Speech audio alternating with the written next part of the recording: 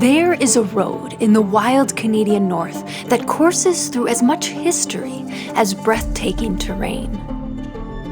The Klondike Highway stretches 440 miles from Dawson City, Yukon to Skagway, Alaska, and it is a journey through both time and staggering natural beauty. What happened here? What story is so wild and compelling that it draws people here from across the world, even 100+ years after it happened?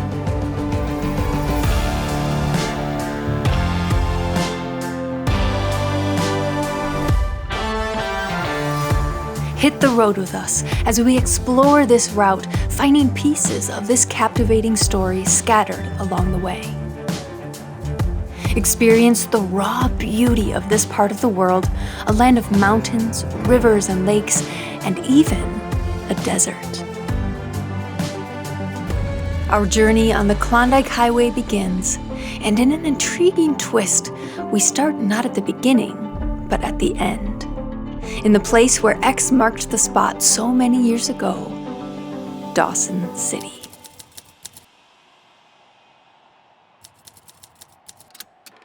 It's 1897 and news of gold just hit the world's papers.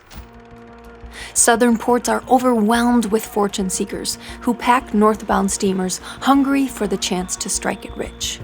Most of them will unload here and begin an epic journey, the stuff of movies and legends, to make their way to the gold fields. We will retrace that journey in reverse. We'll travel through the heart of Canada's wild Yukon territory, passing through its capital city, then begin the long climb up and over the boundary ranges before descending dramatically to the sea. We catch our very last glimpse of Dawson City, gold rush town frozen in time, and then hit the road.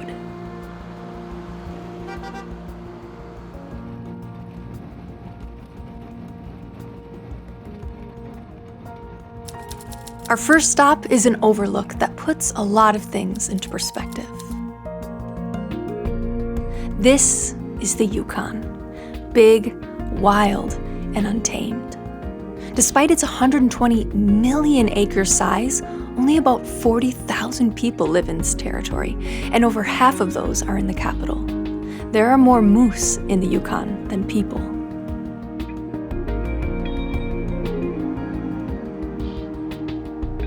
For stampeders in the gold rush, the Yukon could kill you in a million ways. For the people who already lived here, it was a land of plenty. This is Trondikhuichin land. This wide, massive valley has been used for fishing, gathering, and trapping for generations. Migratory birds in particular come here, and that's because there's more going on here than meets the eye. The Tintina Trench is one of the great geological features of North America. It is the surface expression of a deep fracture in Earth's crust, extending 600 miles through the Yukon Territory and into Alaska. Along this fault line, two bodies of rock slowly grind past one another. Most of that movement took place around 55 million years ago. Today, it creeps along at a rate of about 0.5 millimeters a year. But still, we clearly see the trench, and so do other creatures. Every year, hundreds of thousands of migratory birds follow the Tintina Trench like a compass, guiding them through the Yukon. We are about to do the same. For the next 70 miles, our path will closely follow the trench, guiding us to our next destination. It's a bright autumn day and perfect for a drive through the Yukon.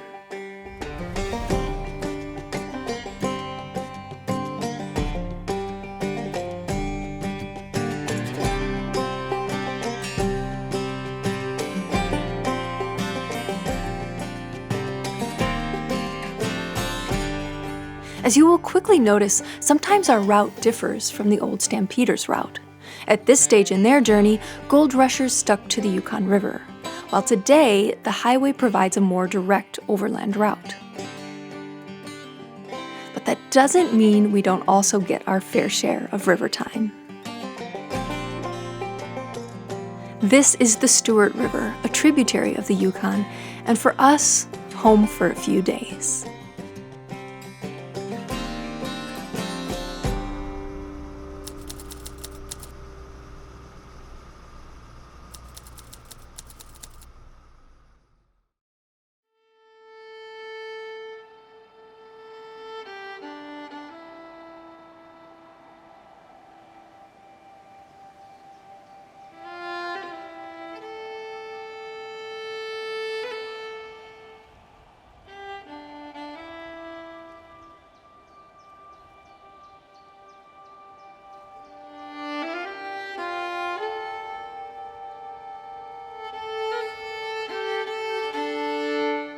Here in the Yukon, it doesn't take long before you start to feel very small.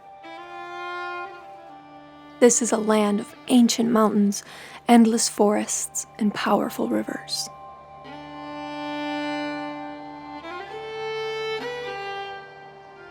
To understand why, we have to take a big step back and look at the bigger picture.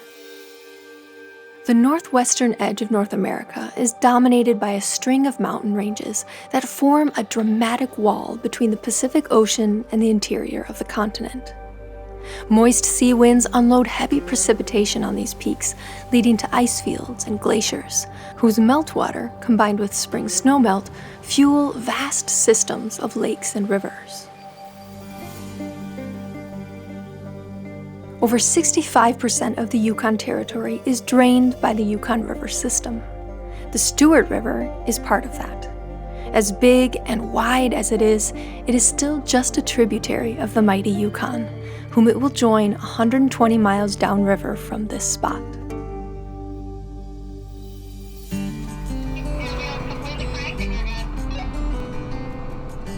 Today, we will reunite with the Gold Rush route and encounter an impressive milestone of this journey, but not before coming upon our second crossing of yet another great tributary of the Yukon.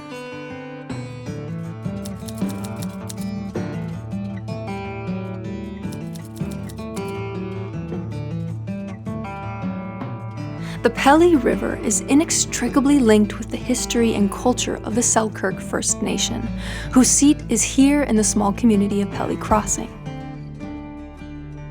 It wasn't always here.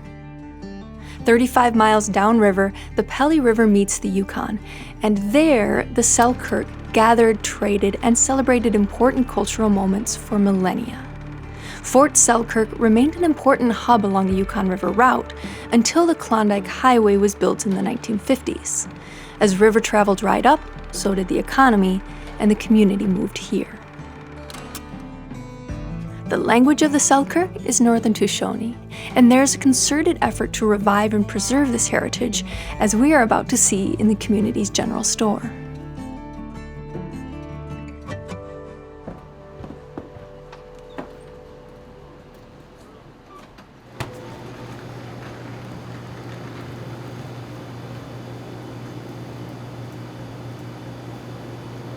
It's really cool to see that some of the signs are in the First Nation language. We enjoy learning a few new words while stocking up on groceries. Our favorite discovery is the label classifying any meat other than moose meat as foreign.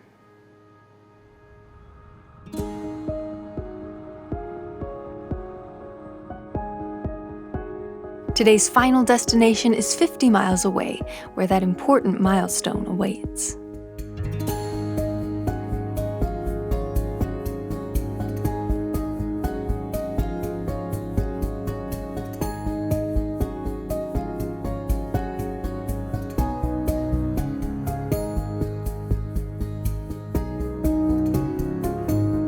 The first glimpse of the Yukon River to our right tells us that we are now reunited with the Gold Rush route, which was a lot less straight and direct than ours, as we are about to see. It's spring 1898, and the ice just broke on the Yukon River. A flotilla of handcrafted rafts and vessels is now making its way down the Yukon, packed with dreamers and fortune seekers. The wide, lazy river is mostly calm and kind, until it isn't. Awesome. So we've reached a pretty big landmark of this road trip. If you've read up on the history of the Klondike Gold Rush or you're a fan of Jack London, Call of the Wild, then you definitely know about this spot.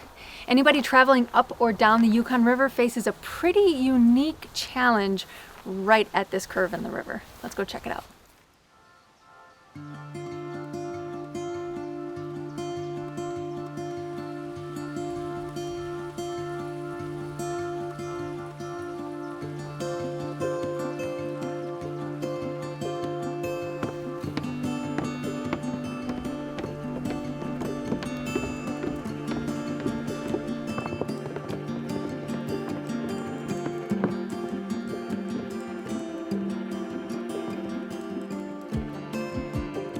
If this is your first time on the channel, then welcome.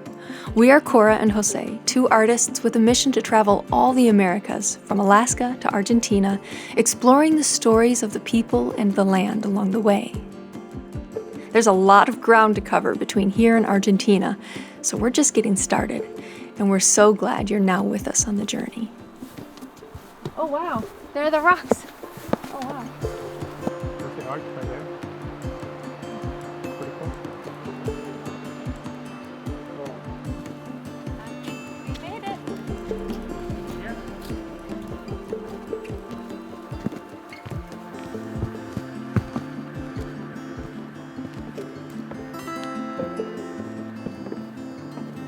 Oh wow. Great view. Awesome.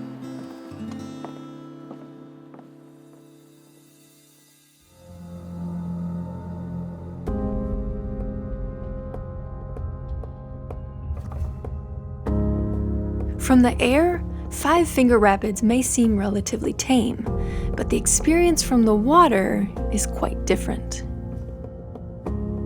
Here at this spot, 4 towering pillars split the Yukon into 5 rushing channels. No matter which channel you choose, the current is strong, the standing waves high, and one wrong move will send you careening into the unforgiving cliffs on either side. This was most certainly a white-knuckle moment for anyone in a hand-built vessel. But now imagine threading this needle in a ship. It's autumn 1898, and the shipyards of the South have cranked into high gear, building a fleet of sternwheelers bound for the Klondike. By 1899, they are plying the waters of the Yukon, and they face a unique challenge at Five Finger Rapids. Only one channel is deep enough for passage, and it includes a 1 to 2 foot drop that creates a literal step in the river. A ship can climb onto it, but the shelf is so high that soon the wheel will lift out of the water entirely, and the ship loses power.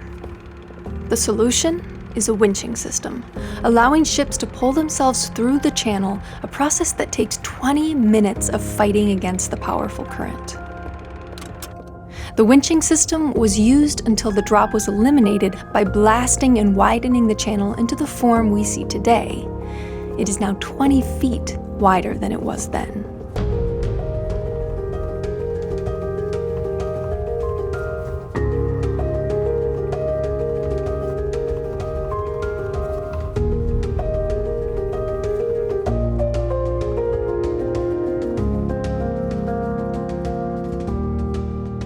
The rocks here at Five Fingers tell an interesting story. This is conglomerate, a type of rock formed when rocks and pebbles cement together over millions of years. 200 million years ago, these rocks once formed a rocky delta along the shoreline of an ancient inland sea.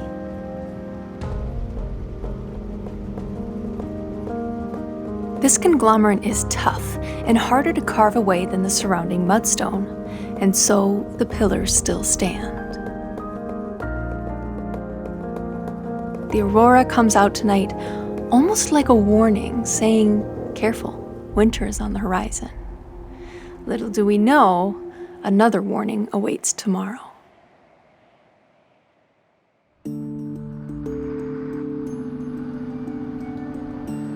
It's the next morning and spirits are high. Today's goal is Whitehorse, the capital of the Yukon Territory. Of course, we don't know it yet, but that is wishful thinking. Our first stop is the town of Carmacks, where we will cross the Yukon River, something more rare than you might think. The Yukon is the third longest river in North America, yet only 4 vehicle-bearing bridges cross it. We crossed one on our journey to the Arctic Ocean. Now here is our second.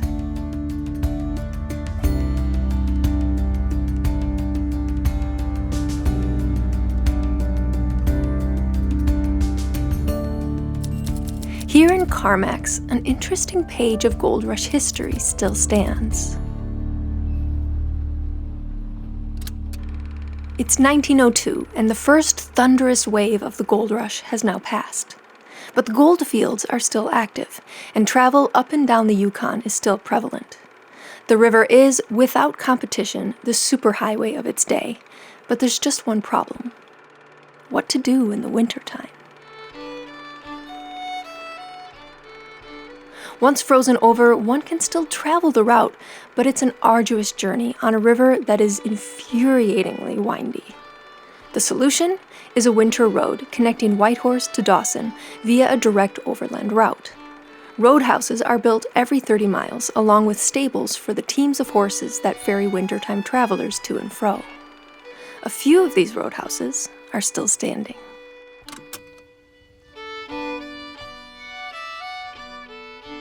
The Carmacks Roadhouse was a 2-story, 12-room establishment that offered a hot meal, a warm bed, and a fresh change of horses for the journey ahead.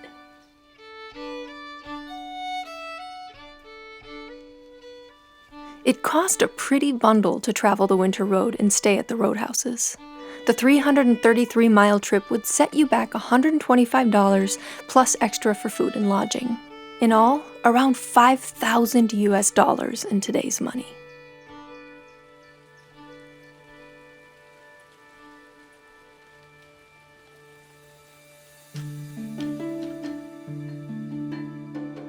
It takes rising above Carmacks to really appreciate why it would be worth paying for the winter road versus traveling the frozen river by dog sled.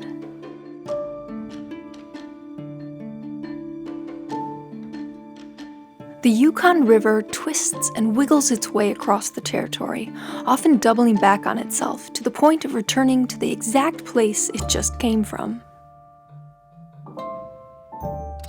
It's one thing when a sternwheeler is carrying you along. It's another thing entirely when you are battling brutal temps and wind in the desolate dark of winter. Down below, Carmacks hums along. Fortunate that the Klondike Highway was routed right through town, this community didn't need to move when the economic pulse of the region shifted from the river to the road. We're back on the highway, and now we're closely following the path of the old winter road. Which of course means we're bound to come across another roadhouse.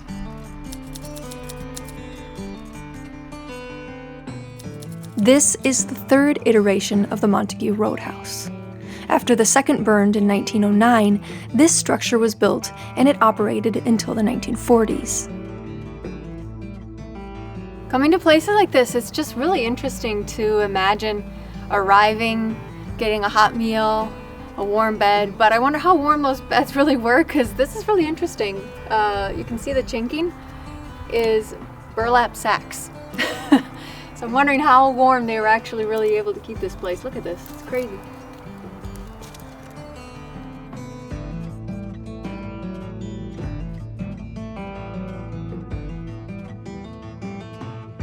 This outbuilding was used to store meat.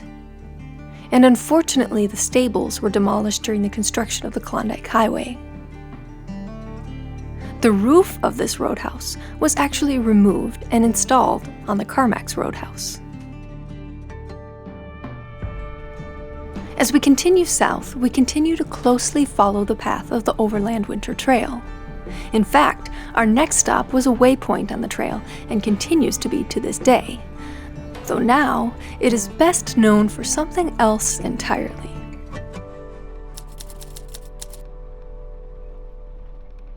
So we stopped here in Braeburn at the Braeburn Lodge. We heard tell that they have amazing cinnamon rolls, which are huge.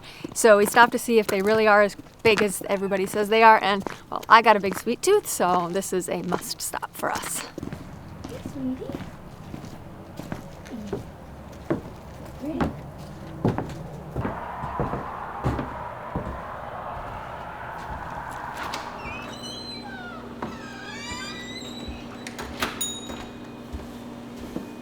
All right, we're gonna get 2 of them. And 2 coffees too. You want a coffee? Yes. Yes. Coffee?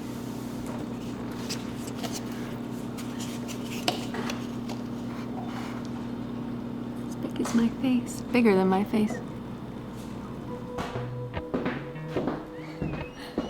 Bon appetit. Oh, that's huge. Dun dun dun dun dun dun. Dun, dun, dun, dun, dun. What do you think, love? Do you think I can finish it? No way, Jose. Oh, you have little faith. All right, it begins. Golden, I'll follow only golden, I've never seen a cinnamon roll so big in my life. golden, golden things. Wow, this thing's crazy big. I usually don't crave for sweet stuff, but cinnamon rolls, if the opportunity comes around to have one, especially one like this, I'll definitely eat some of it. But there's no way in the world I'm gonna eat all of this in one sitting. There's just no way. Golden, golden, golden things. Gold Really good. hair, gold rings, gold leaves, gold anything. And if you're wondering if we finished those cinnamon buns in one sitting, Golden, golden things.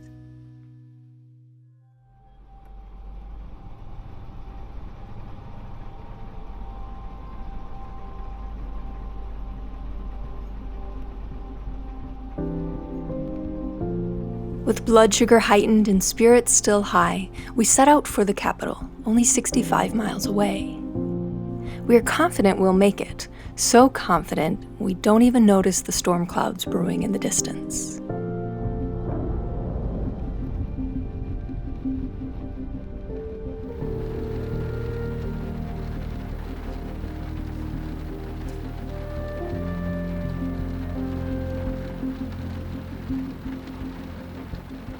We prefer not to drive in the rain, so we pull over to Fox Lake Campground. And we're grateful we do, because as soon as we park,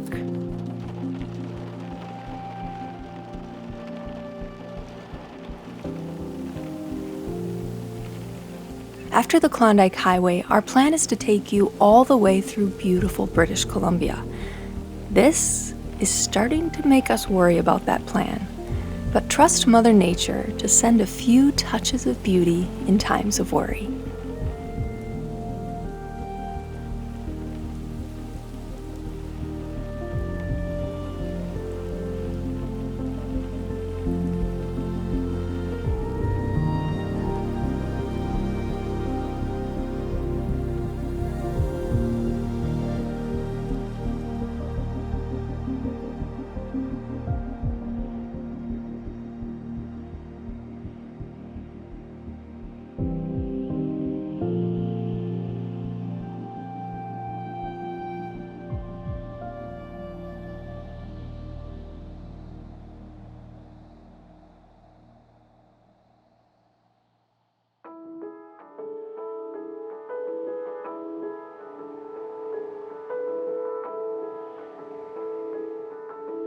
We awake to a subtle shift in the air. Hard to describe, but impossible to mistake. Winter is not far off. What fell as sleet here dusted the nearby mountains in their first snow. Beyond them, we see the first hint of that icy wall that stands between us and the sea.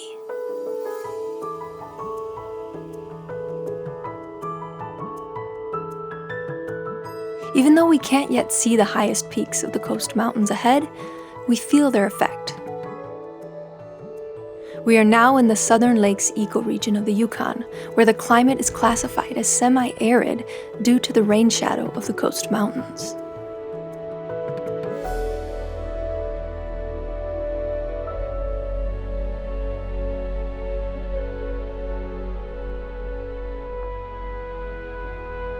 We are sorely tempted to stay here at Fox Lake for a few more days, maybe even try our hand at fishing, for these crystal clear waters are teeming with lake trout, whitefish, pike, Arctic grayling, and burbot.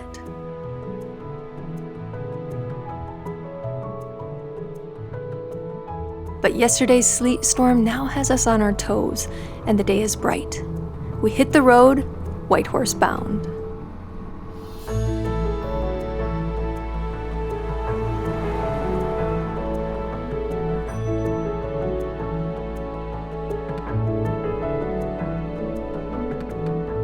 The smooth, rounded mountains, broad valleys, and long lakes of this region tell an interesting story of what came millions of years after that ancient inland sea.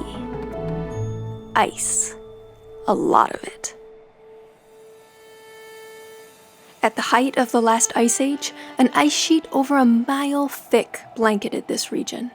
It scoured the mountains smooth, carved out valleys, and left behind massive glacial lakes as it retreated. So great were these lakes, they make Fox Lake look like a mere pond.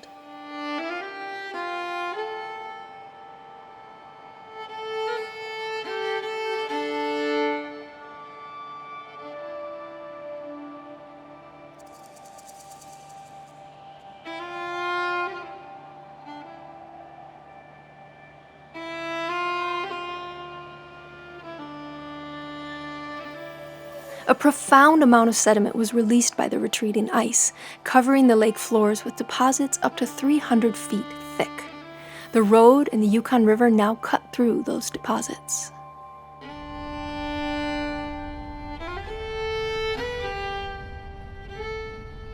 The Yukon has cut so far down into these deposits, in fact, that it excavated a conveniently large flat patch of riverside. And upon that flat patch of land, surrounded by white bluffs of glacial silt, was built the city of Whitehorse.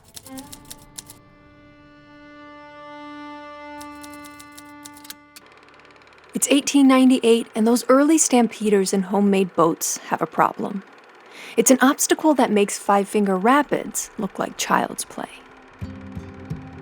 A tight, narrow canyon through which all the power of the Yukon churns with brute force, followed by whitewater rapids, so turbulent they resemble the mane of a white horse.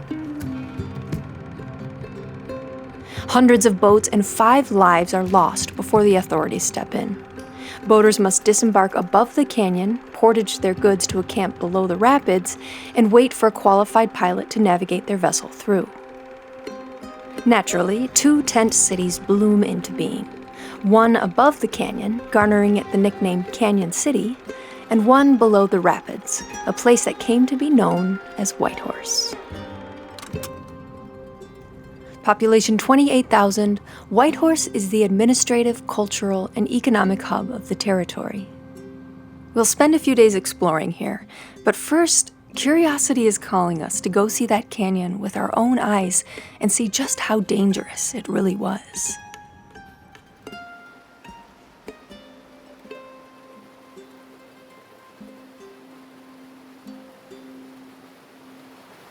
So just like Five Finger Rapids, this particular location presented a real obstacle for stampeders during the Klondike Gold Rush. Prior to 1959, there was no dam down in Whitehorse, and this water was about 30 feet lower than it is right now. That was a huge obstacle, both for stern wheelers trying to come up the river and for people in homemade boats and rafts trying to go down the river. So a whole community sprung up, like a whole little tent city of people waiting to bring their rigs down through this canyon. And that little place is called Canyon City. We're gonna go check it out. Appalachian sunrise meets my skin. Even with my eyes still closed, I can feel it coming in. Golden, golden, I'll follow only golden, golden, golden, golden things. It's interesting, isn't it, how some settlements flourish and become cities, while others die out and slowly go back to the land. Even more interesting is getting to visit those places, the cities that never came to be, to see what Mother Nature does to the places we abandon. So beautiful. I know, it's amazing. The water looks so inviting. But it's so cold. Golden, I'll follow only golden, golden, golden things. We made it. Long before the gold rush, this flat patch of riverside was a camp for the Kwanlundun First Nation. This is really interesting. So there was a lot here. There was a roadhouse, there was a tramway office, cabins, a stable, farm pens. This was Canyon City in 1899. The lumber from its buildings was repurposed, so now only a trained eye can determine what was where in this archaeological site.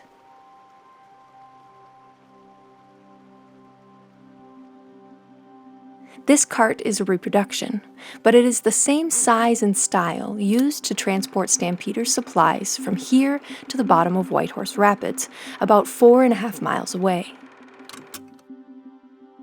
The tramway was built upon a trail developed and used for generations by the Kwanlundun. This is super interesting. Reading one of the informational plaques explained that this area right here was the stable, and you can tell it was the stable because you can see the land here is like an entire rectangle is just depressed. And it also explained that there's a certain place where the vegetation looks different, and that was the old manure pile for the stable.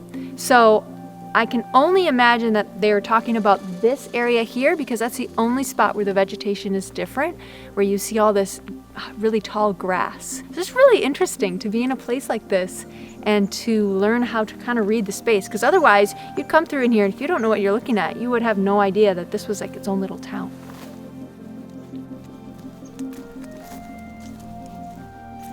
You can see why they kind of chose this spot for a staging area above the canyon.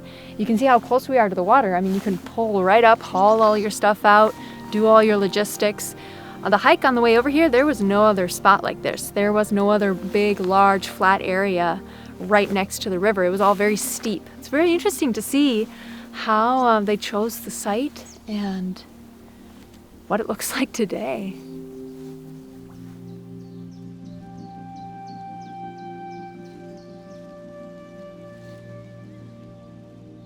So why did Canyon City die and Whitehorse flourish? It's 1900 and a railway was just built between Skagway and Whitehorse. It bypasses Miles Canyon and the rapids completely, spelling doom for Canyon City. Passengers are dropped off just below the rapids, where they then board a sternwheeler.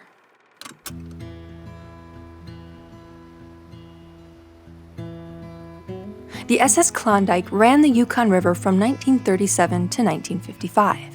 It was the last sternwheeler to be pulled from the water when the highways arrived, and the age of river travel came to a close.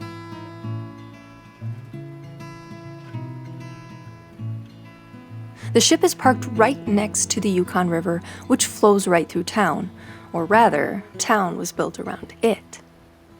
Here's where we encounter our third bridge across the Yukon, necessary once the city spilled onto the other side of the river.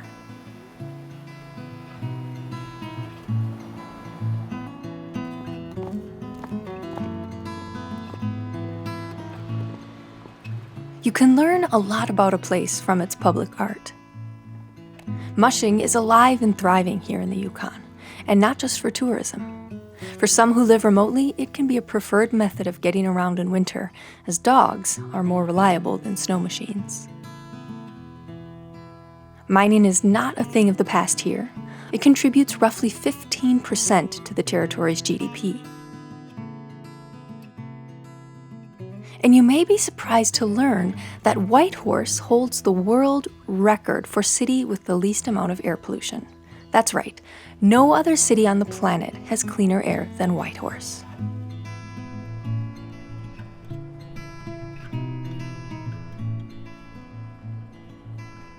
Public art is also how a community tells its stories. The arrival of the railway was no small event for the city, nor for the people traveling to it. We will see for ourselves what that journey looked like for those who made their way over the mountains before the train made it so easy. Whitehorse leans into its role in the gold rush story, but truthfully, gold is just one piece of the territory's rich mining history. Silver, lead, zinc, copper, and tungsten have also played a crucial role in shaping the economic landscape over the years. And all across the territory, the stories and heritage of Yukon's First Nations stretch out long before the gold rush and continue far beyond it.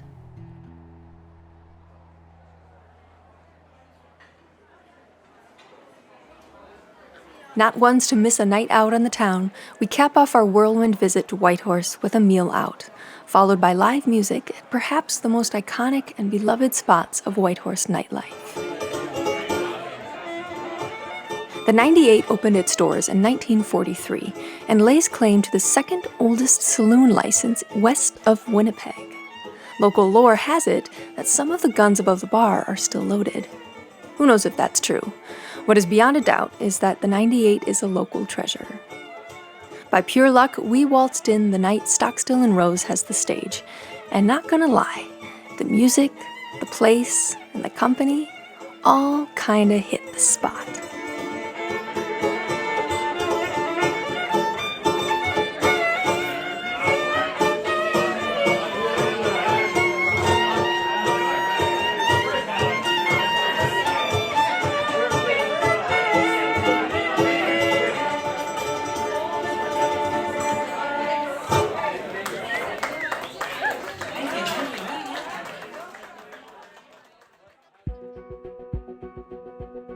Today is the day. We will climb up and over the coast mountains and reach the sea. The beauty along this stretch of the Klondike Highway is hard to put into words. A series of natural wonders dot the route, somehow each one more stunning than the last. Starting with Emerald Lake.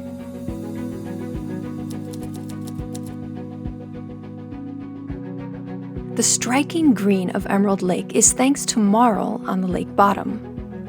Marl is a clay-like mud made of very fine particles of calcium carbonate, which comes from limestone. Rewind to the very last ice age and imagine this entire valley filled with ice. You can see how the hills in front are scoured smooth.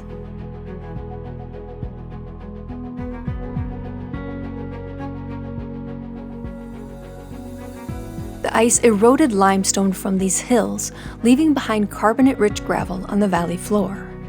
Like water through coffee grounds, it affected the groundwater and led to marl in the lakes.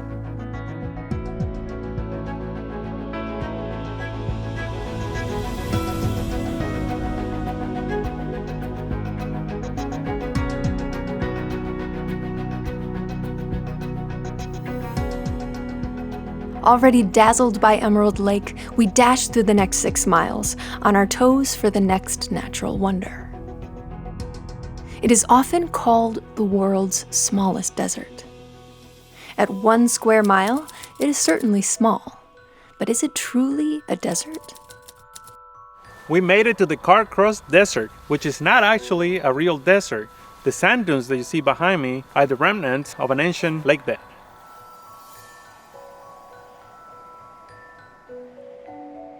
While we are firmly in the shadow of the coast mountains, these dunes are not caused by lack of moisture. The story is actually a little more fascinating than that.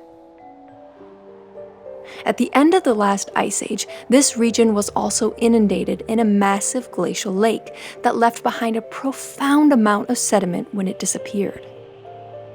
The river that now cuts through those deposits transports them here to the sandy shores of Bennett Lake. Low water levels in spring expose more of the beach than usual, and prevailing winds transport the sand here. It would just keep going were it not for the mountains that rise behind, trapping the sand here where it forms dunes.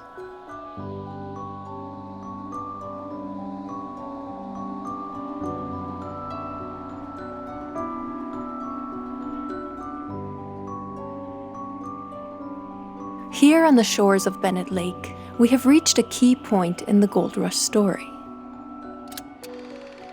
It's the winter of 97-98, and the stampeders pouring over the mountain passes have landed on the shores of 3 frozen lakes. By early spring, over 30,000 people have amassed in tent cities along Bennett, Lindeman, and Tagish lakes. They are waiting for the ice to break, and what are they doing in the meantime? Boat building. Here is where all those hand-built vessels were built.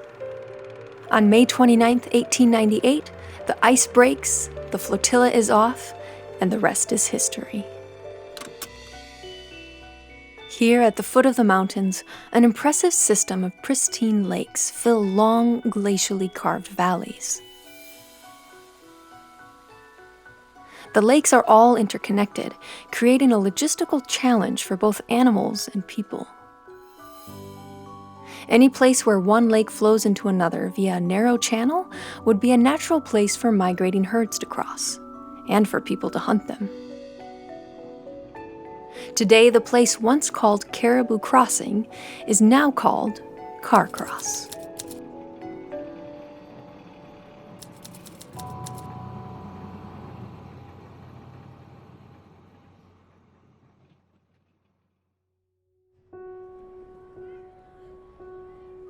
What will immediately catch your attention here in Carcross is the art.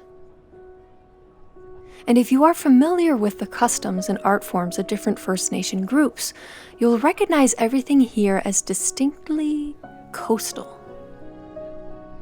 Totem poles and this iconic artistic style known as formline is characteristic of the Tsimshian, Haida, and Tlingit coastal First Nations.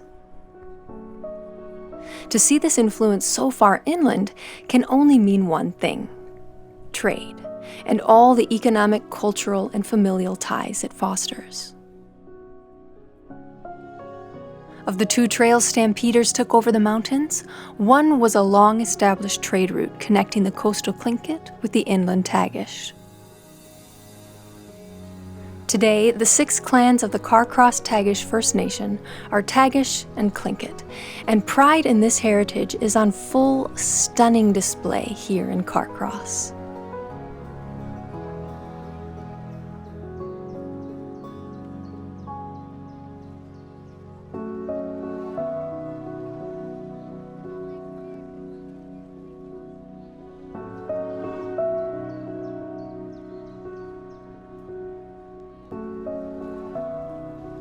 The narrow channel that made this spot ideal for migrating caribou also appealed to the railway.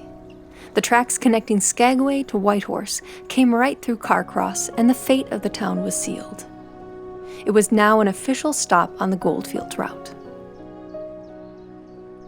Buildings were floated in from the dwindling town of Bennett, including the Matthew Watson General Store, which lays claim to the title of Yukon's oldest general store. And the Caribou Hotel was also floated here, which some say is haunted.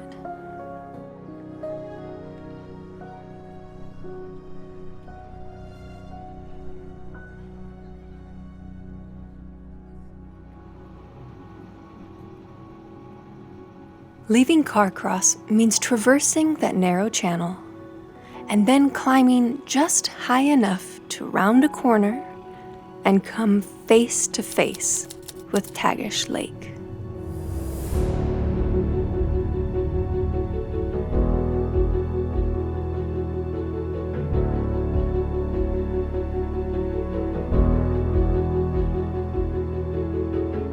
All of this water is destined for the Yukon River, which may surprise you to learn used to flow in the other direction. The last ice age wasn't the only time ice encroached out of the mountains. It first did 2.6 million years ago, damming the south-flowing river and forcing it on the northerly route it maintains today.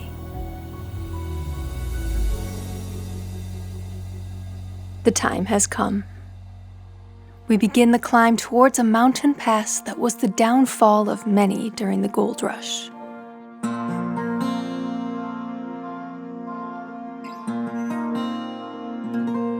We hope for better fortune as we slowly ascend into some of the most stunning scenery we have ever traversed in this bus.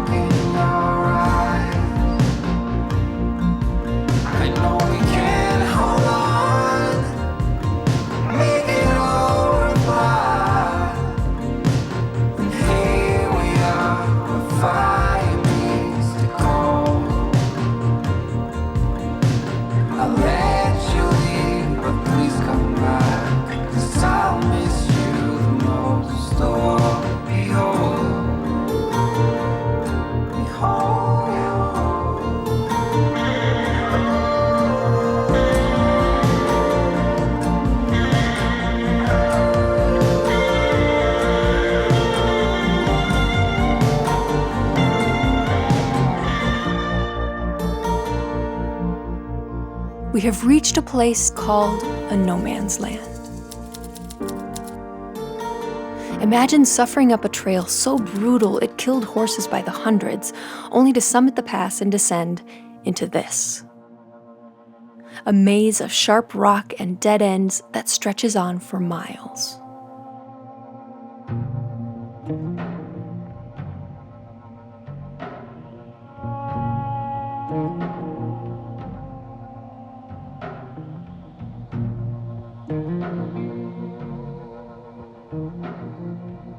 It's no wonder the railway was such a godsend once completed.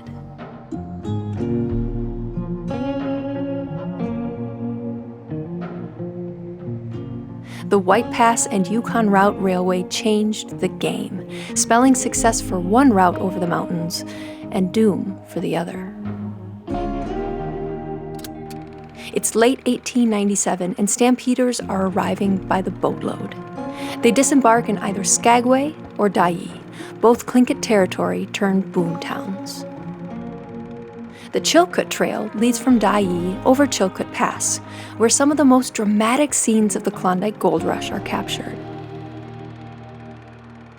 The trail out of Skagway takes on White Pass, and scenes from that route are no less chilling.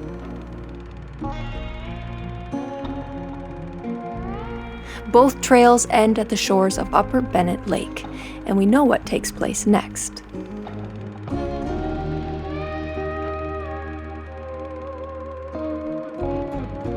The railway chose the White Pass route, and the rest is history.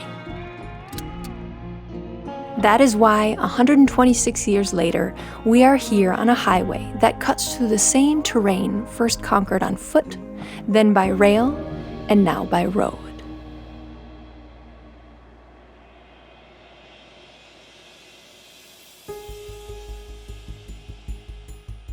The final ascent up to White Pass is, in a word, breathtaking.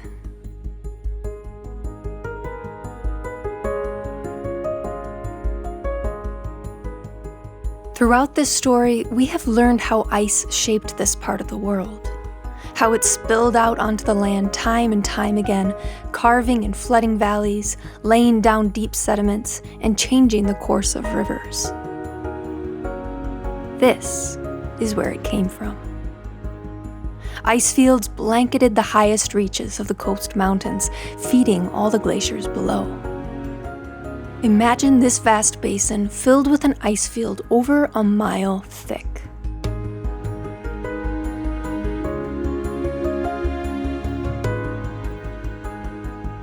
hard to visualize an ice field if you've never seen one.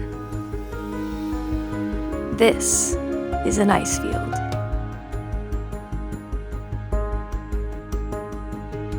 The rock below this ice is being flattened and scoured smooth. If all the ice melted away, it would look something like this.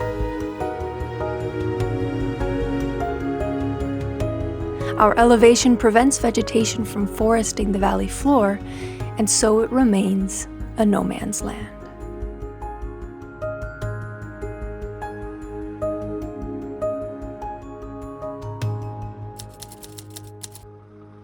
We have arrived. White Pass, elevation 2,864 feet, the highest point on the Klondike Highway.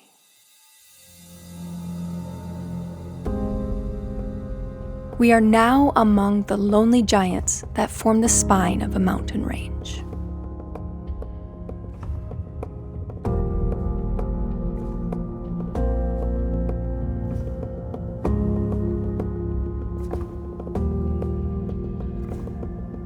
Where the peaks rose above the ice, they remained jagged and raw, a few glaciers still perched high upon their flanks.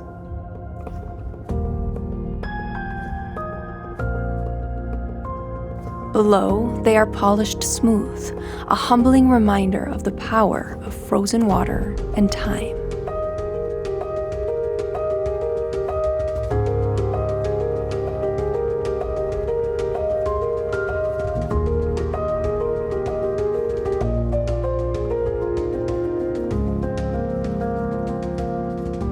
And now begins the descent. The climb up here was nothing compared to what lies ahead, a dramatic drop to sea level in just 11 short miles.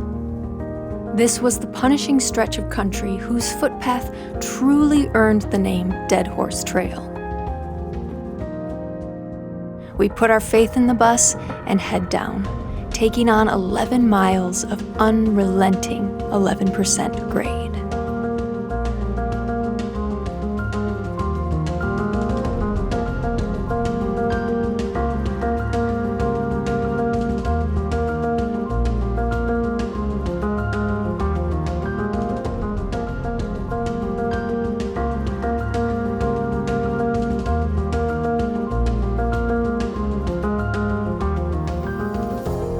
Throughout this journey, we crisscrossed the old stampeders route, and we saw how it evolved with the addition of a winter road and the railway. It evolved again with the construction of the Klondike Highway, which now delivers us safely to sea level and the historic town of Skagway.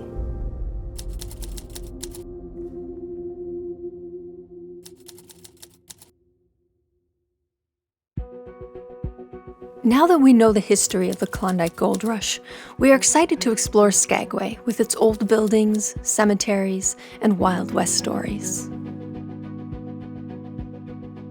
But what calls us even more is to explore the town that never was. Because not far from living, bustling, thriving Skagway, wind whistles through the ghost of Dyea. But of course, that's an adventure that will have to wait until next time on Art We There Yet.